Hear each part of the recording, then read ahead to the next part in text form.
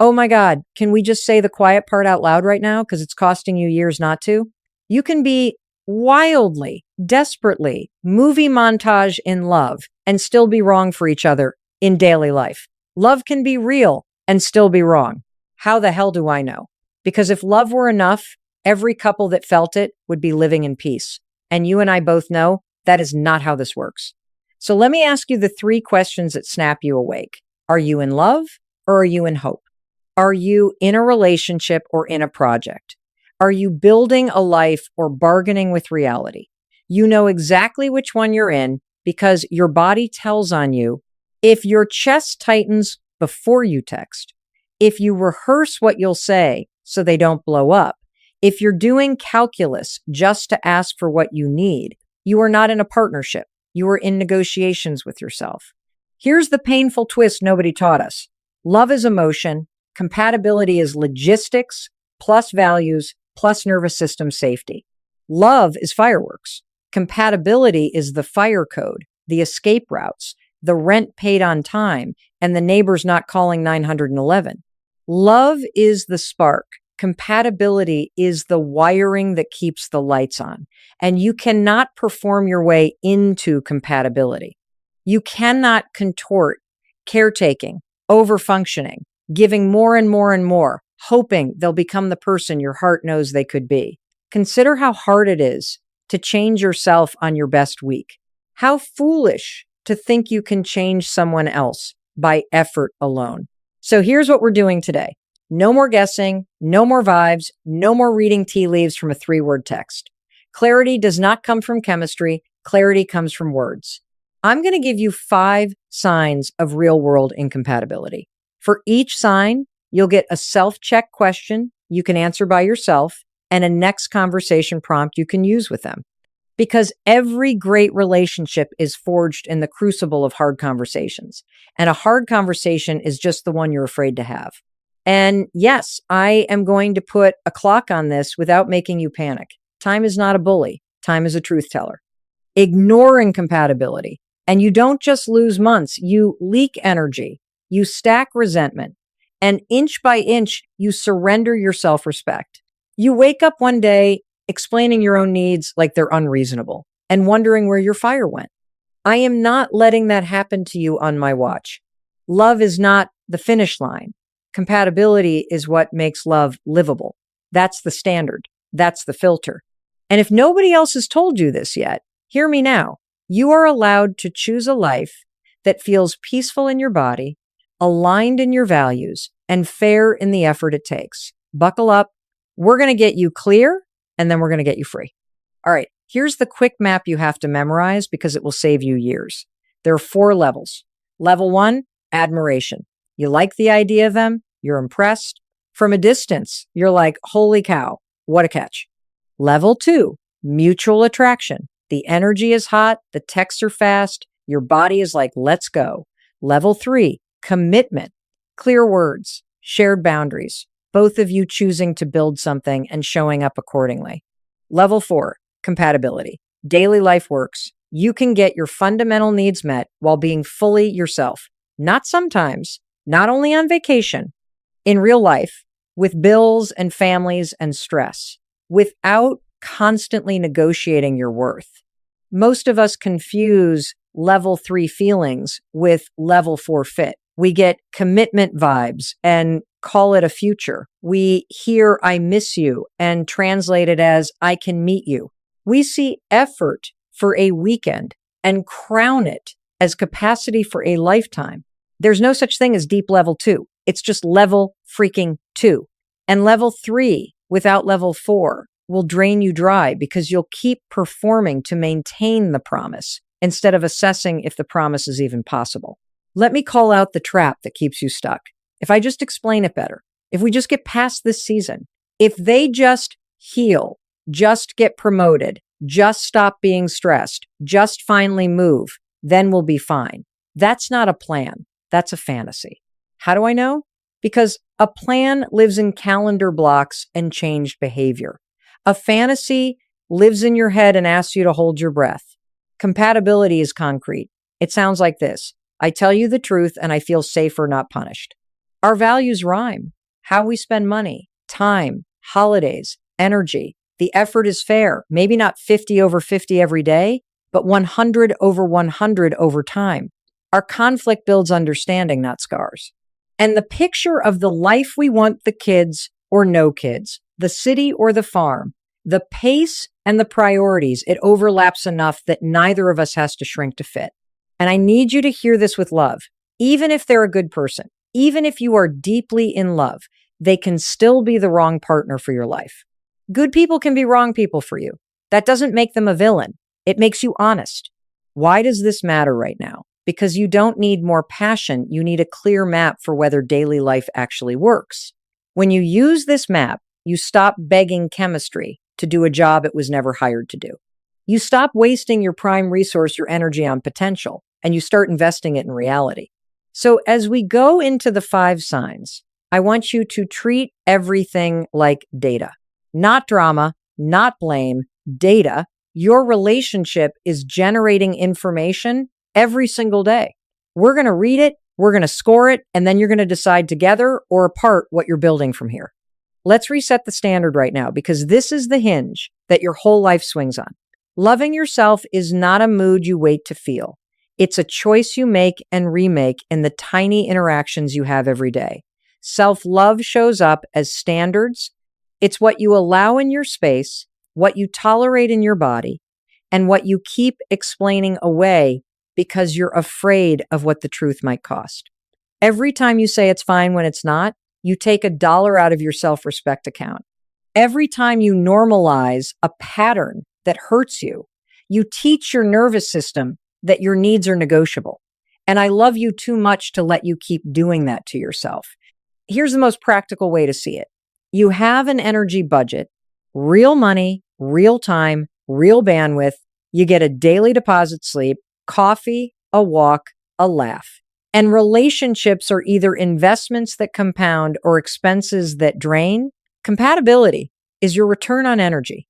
When you are compatible, the daily costs of coordination, conflict, planning, and being yourself are reasonable, and the dividends are connection, ease, and momentum. When you're not, your normal week feels like you're paying overdraft fees on the hour. You're spending energy to earn basic safety. You're spending energy to avoid their moods. You're spending energy to reframe the same problem for the 5th time. That is not love. That is poor allocation. I also want to make room for the part of you that's already crying, because you know realizing you're incompatible is not just losing a person. It's losing the movie you were playing in your head, the holidays you pictured, the house you furnished in your imagination, the version of you that finally gets to exhale. That grief is real. Let it move through you, not run you. You're not weak for mourning a future that will not happen. You're wise for telling the truth before you waste more of your life trying to force it.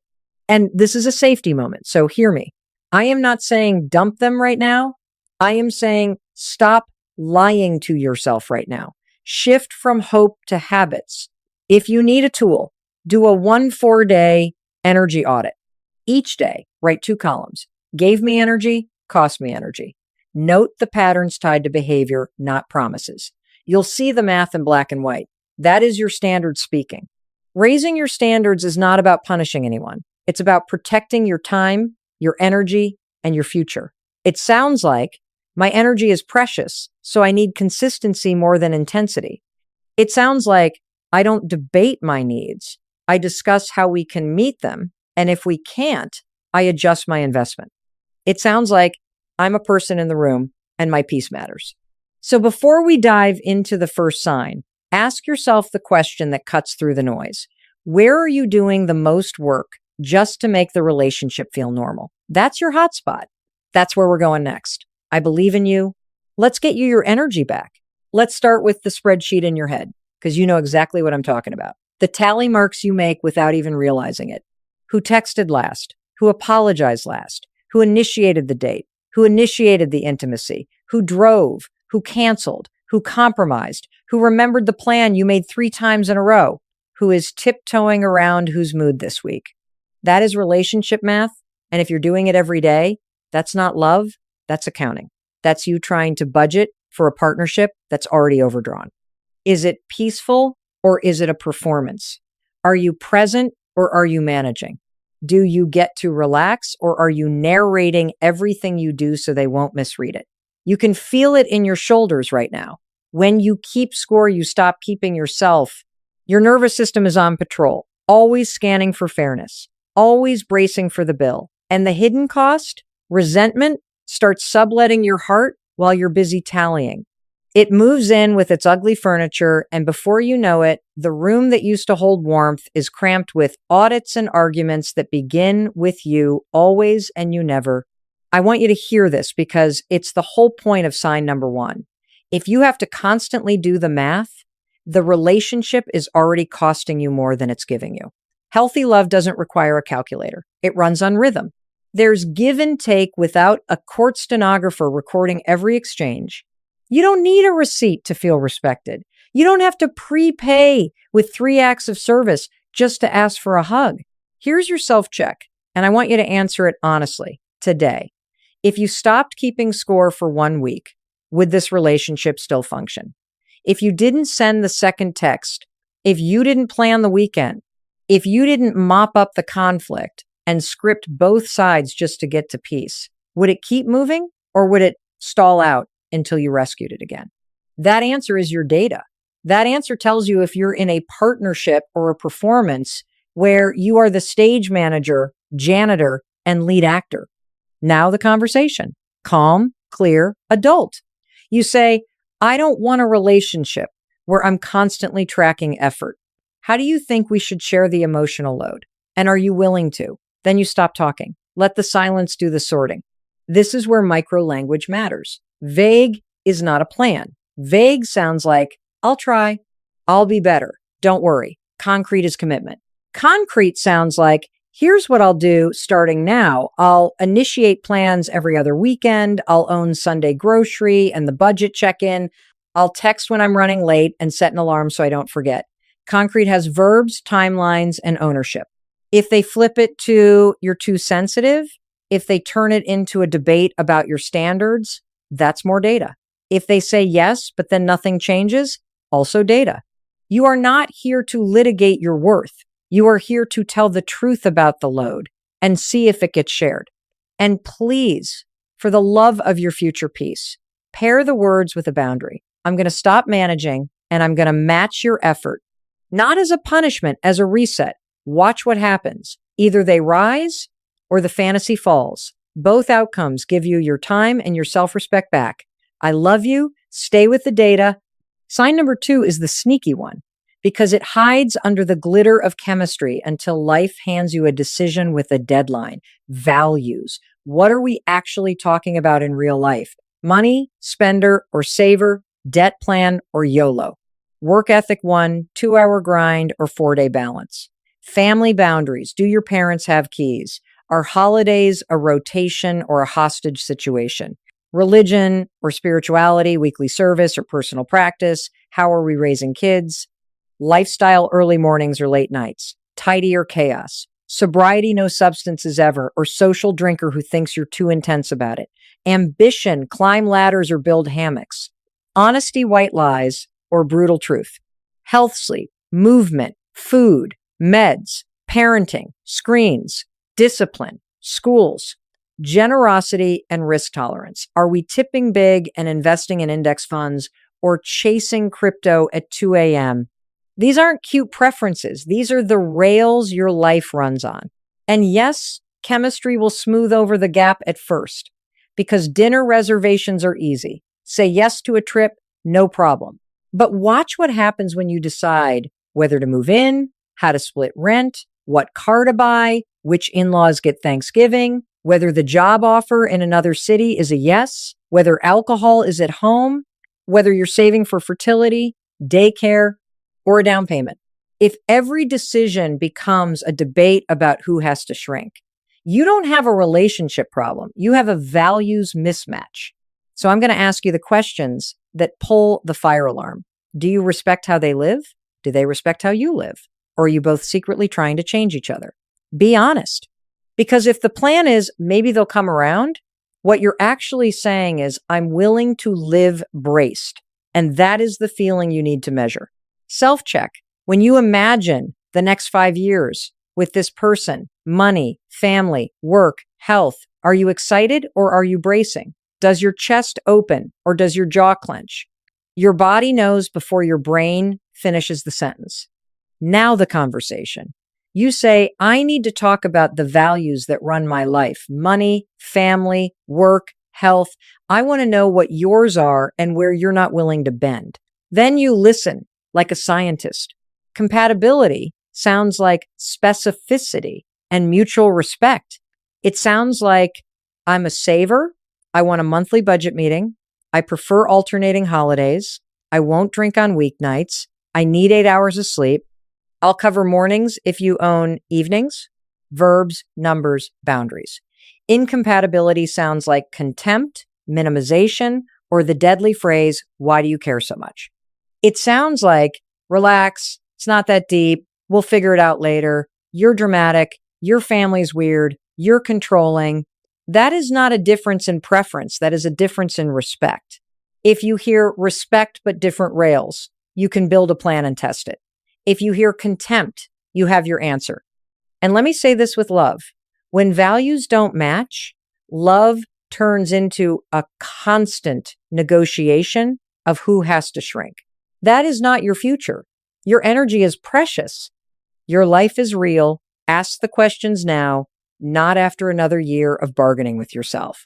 I love you. Choose alignment. Sign number 3 is the one your body has been whispering about for months. You can't be fully yourself without paying a price. What does that look like in real life? You trim your humor because sarcasm gets punished. You soften your opinions because debate turns to dismissal. You stop mentioning certain friends because it triggers jealousy. You downplay your ambitions because success sets off their insecurity. You hide feelings because tears cue the eye roll. Anger cues the shutdown. Joy cues the dig. It's predictable and it's punishing. So you start pre-editing. You rehearse on the drive over.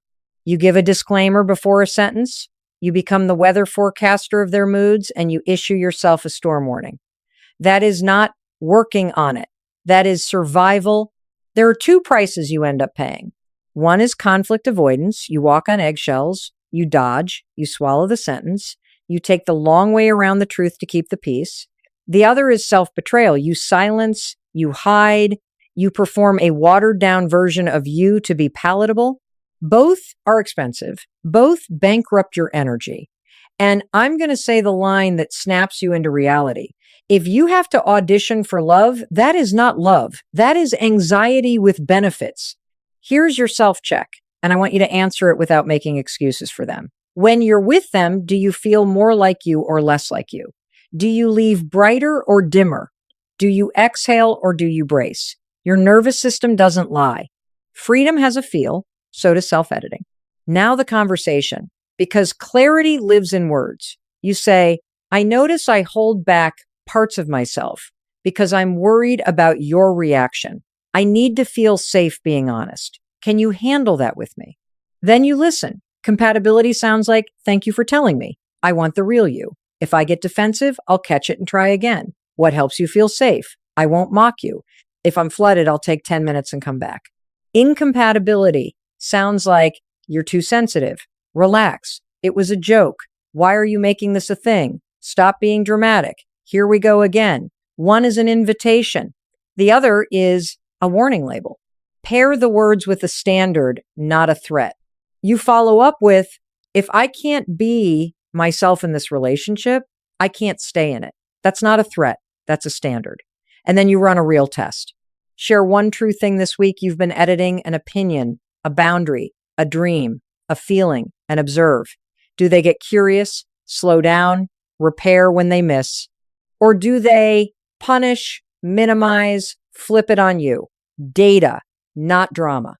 Because compatibility feels like freedom, incompatibility feels like self-editing. Freedom is laughing the way you laugh, loving what you love, wanting what you want without paying for it later. Self-editing is living braced. Choose the life where you can be exactly who you are and exactly who you're not. I love you. Protect your energy. Choose freedom. Okay? Freedom sounds great until the moment real life throws a grenade in the room and you two disagree. So let's talk about fights. because this is where compatibility either proves itself or exposes itself. Healthy conflict and harmful conflict can look loud or quiet, messy or measured, but the difference is simple. Healthy conflict is repair, harmful conflict is retaliation. Healthy conflict solves a problem. Harmful conflict tries to win. Healthy conflict owns impact. Harmful conflict blames, deflects, and keeps score. If every argument takes a chunk out of trust, you are not building a partnership, you are accumulating scars. What does the damage look like in real life? Stonewalling, weaponized silence, eye rolls, sarcasm, contempt, scorekeeping, dragging the ledger from 2021 into tonight's disagreement, name calling, character assassinations always, never, you're crazy, threats of leaving to gain leverage, breaking up, reuniting, and breaking up again every other month as a control tactic, slamming doors, disappearing for days, posting cryptic stories so they'll chase. That's not passion. That's volatility. And here's the test. After a fight, do you feel more connected or more alone? Do you feel proud of how you both handled it or embarrassed? Is there a plan or a hangover? Real relationships are forged in the crucible of hard conversations because both people can sit in discomfort without punishing each other. That's the tell. Can you hold your own emotion and also hold the other person's experience without turning it into a courtroom scene? Can you say I was wrong and make a change without a side of shame or a receipt for later? Compatibility shows up in conflict as we come back, we get curious, we repair. Incompatibility shows up as we escalate, we distort, we avoid, and then we pretend we're fine until the next explosion. So here's the reset you bring tonight. You say, I want us to have a new rule, 3 steps. We pause, we return, we repair. Are you willing to learn how to fight fair with me? Then you define the rule in plain language. So it's not vibes, it's a plan. Pause. When either of us is flooded, we call a timeout and say, I need 20 minutes to settle. I will come back at 7:30. Return. We actually come back when we said, repair. We use a repair script. Here's what I heard. Here's what I meant. Here's what I'm sorry for. Here's what I need next time. 4 sentences. No essays. No character assassination. Behavior, impact, next step. Add 2 guardrails so your nervous systems can exhale. No name calling. Ever. No threats of breaking up during conflict. If we're truly reconsidering the relationship, that's a separate, calm conversation, not a weapon mid-fight. And 1 accountability move. Each of us owns 1 concrete behavior we will change, and we put it in the calendar, alarm, reminder, whatever it takes. So it's not hope, it's habit. If they say yes and learn this with you, watch what happens. Conflict starts creating closeness because the 2 of you can rupture and then repair, and every repair lays another brick of trust. If they mock it, refuse it, or keep defaulting to contempt and threats, believe the data. You're not dramatic, you're detailed, protect your peace, because if conflict destroys trust, instead of building understanding, you're not building a partnership, you're accumulating scars. I love you. Ask for the rule, hold the standard, choose the kind of love that makes you feel safer after every hard talk, not smaller. Sign number 5 is the heartbreak one because it feels so unfair. You 2 are aligned on love, you feel it, you say it, you miss each other in the grocery store aisle, and yet the actual life you want does not match. Not in the places that matter. Kids or no kids. Marriage or never again. Timeline now in 2 years after the promotion, after the degree, after their brother figures things out. Where to live, city or suburbs, near family or far away. Openness or monogamy. Caregiving, whose aging parent moves in and who pays for what. Career priorities, do we chase the job across the country or plant roots here? Financial goals, debt snowball or minimum payments and vibes. Save for fertility, a down payment or that dream sabbatical. You are clear on love and fuzzy on life. That's the sign. The giveaway is limbo. You start making micro sacrifices today for a macro future that is not mutually agreed upon. You renew the lease 1 more year. You keep your stuff in boxes until we know. You put the egg freezing brochure in a drawer because talking about kids stresses them out. You take the red eye twice a month for long distance while they get settled. You accept we don't have to label it even though you want monogamy. You float holidays, table the move, quiet the dream job interview. You are living on IOUs, and I need you to hear me all the way down to your bones. You do not get your years back. You do not get your energy back. And you definitely don't get to rewind a decade because you were scared to ask. Here's your self-check, and you answer it today. No spreadsheets, no excuses.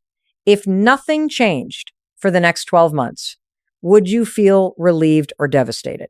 If your chest drops when you picture same as now, that is your clarity. Devastated means you are bargaining against yourself. Relieved means you're actually okay with this season. Your body will tell the truth faster than your hope will. Now the conversation, clean and non-needy. You say, I need to talk about what I'm building. Here's what I want in my timeline. Does that work for you? Yes or no? Then you name it in verbs and dates, not vibes. I want marriage within 18 months. I want to start trying for a kid in 2027. I want monogamy now. I want to live within an hour of my family by next summer. I'm committed to a budget to save $40K in 2 years.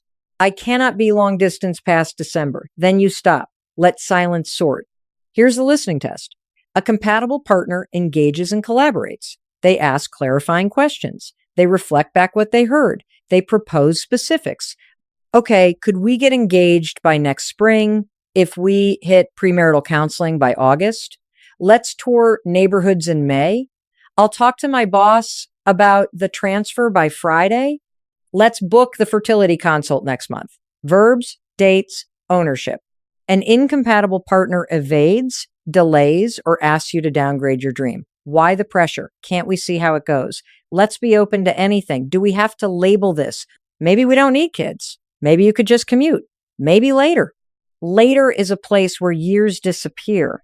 Pair your ask with a standard that protects you from limbo. You say, if our timelines don't align, I won't wait indefinitely.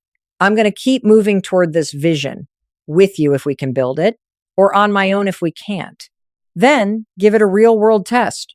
30 days for a plan with dates, 90 days for first milestones. If it's not in the calendar, it's a fantasy. Shared feelings don't create a shared future. Shared decisions do. I love you. Ask for the life you want. Hold the standard. Your future is not a negotiation with fear. It's a build you get to begin today. Take a breath. We just walked through the 5 signs. Now we stop romanticizing and we score reality without making anyone the bad guy. Because your job isn't to prove they're wrong. Your job is to tell the truth about what works for you. Here's the simplest debrief you'll ever do. For each sign, you mark it green, yellow, or red. Green means it works consistently with ease. You feel safe, respected, and the behavior shows up without you chasing it. Yellow means it's inconsistent, but there's willingness, repair, and movement over time. You see effort, you see change, you see dates in a calendar. Red means it's a pattern. Plus, there is no real repair, minimizing, contempt, stalling, or promises with no follow through. That's it. Color the truth. Now, as you color, I want you to separate a skills gap from a values gap, because this is where so many of us waste years. A skills gap is behavior they can learn if they are willing. Conflict tools, time management, emotional check-ins, planning a date, following through, using a repair script, those are skills. Willingness plus practice plus reminders equals progress. A values gap is not a training issue.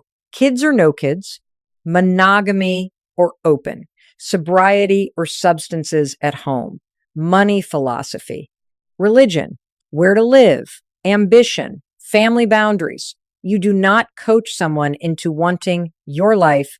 If it's a values gap, stop bargaining with yourself. Alignment is required, not persuasion. Also, look at patterns, not moments. One bad week is not incompatibility. A repeated cycle is data. Don't let a romantic weekend erase 6 months of the same 3 fights. Don't let a grand gesture buy unlimited amnesia. Pattern test it. After a promise is made, what happens in the next 30, 60, 90 days? Is there new behavior or a familiar slide? 3 cycles of I'll change followed by the same outcome is not confusion, it's a red. And please, don't average extremes. Consistency beats intensity every time. When you finish your traffic light map, step into your agency. You are not diagnosing them. You are deciding what you will live with. Good person, wrong partner is a category. You're allowed to choose peace. You're allowed to choose energy. If most of your greens sit in emotional safety, effort, and conflict repair, and your yellows are skills with clear willingness, that's workable with a plan. If you've got reds in values or in the shared vision of life, believe that. Reds don't turn green because you love harder. They turn green when both people want the same thing and do the work. If you are staring at a wall of yellow, time box it. 90 days with verbs, dates, and ownership. Indefinite yellow is just red with better branding.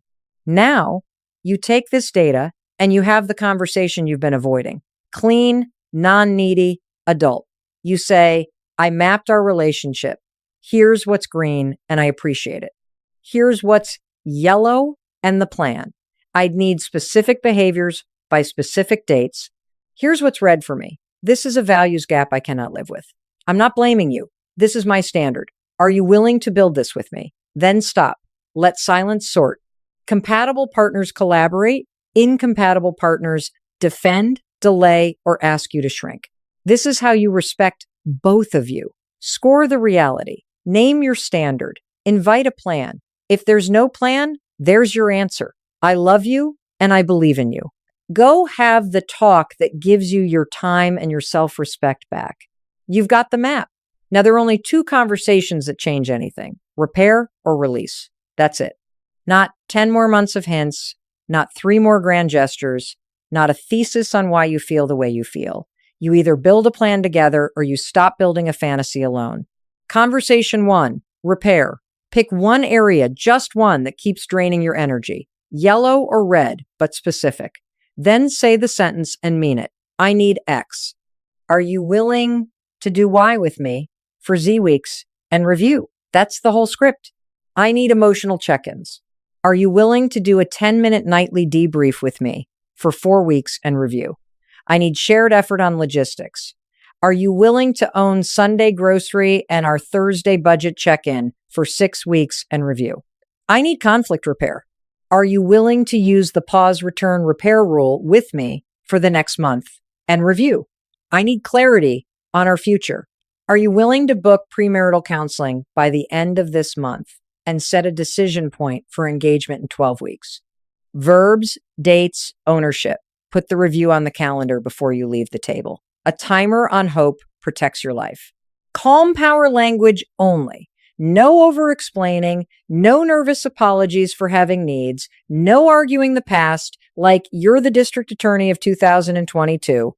You're not proving a case. You're stating a standard and proposing a plan.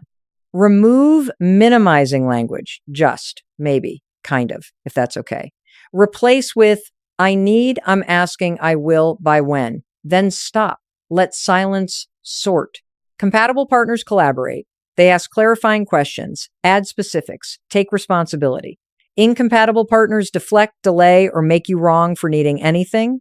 You are not policing change. You are observing it. Matching effort is your boundary. If they do the work, you lean in. If they don't, you don't. At the review, you look at behavior, not vibes. Did the check-ins happen? Did the counseling get booked? Did the rule get used? Yes equals keep building. No, unclear, or I forgot for the 3rd time equals conversation 2. Release, quiet spine, open heart.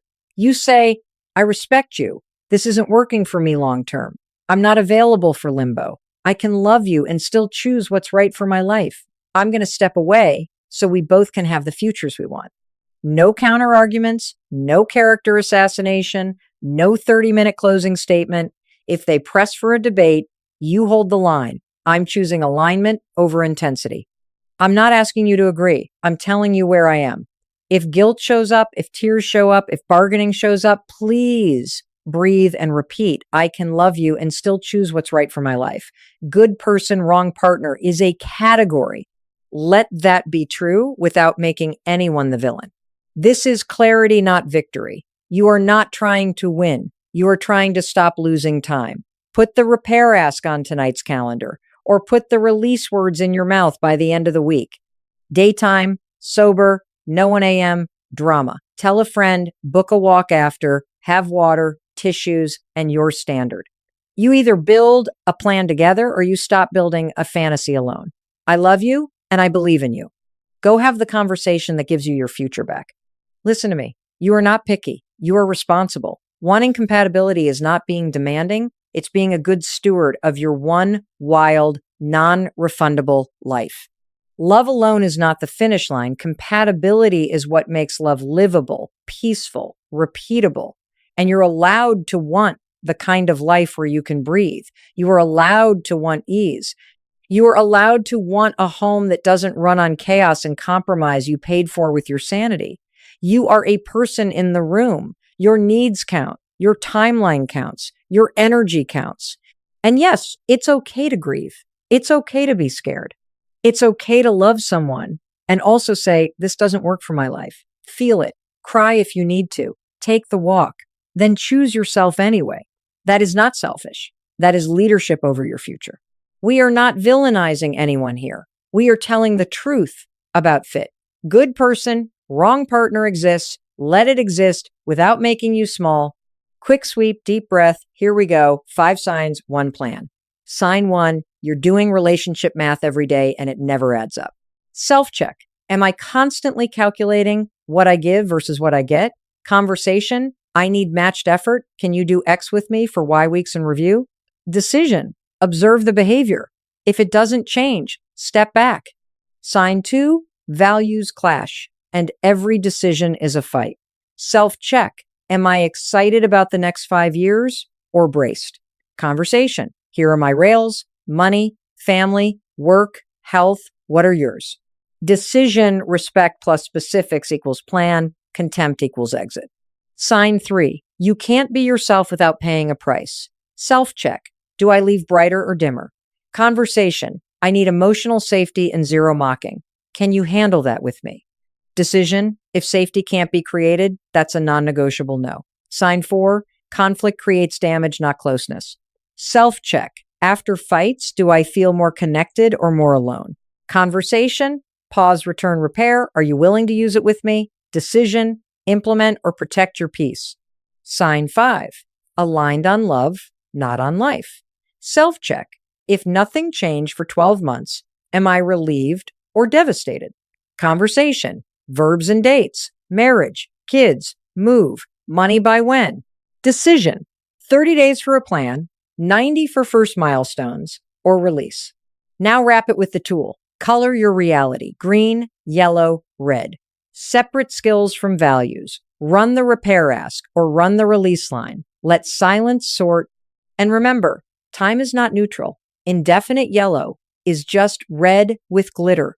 You are not asking for too much. You are asking the wrong person to meet needs they either can't or won't meet. Ask the right person, starting with you. Put the talk on the calendar. Daytime, sober, calm. Text your friend for accountability. Then go do the grown-up thing your future self will thank you for. In case nobody tells you today, I love you and I believe in you. Now go have the conversation you're too afraid to have.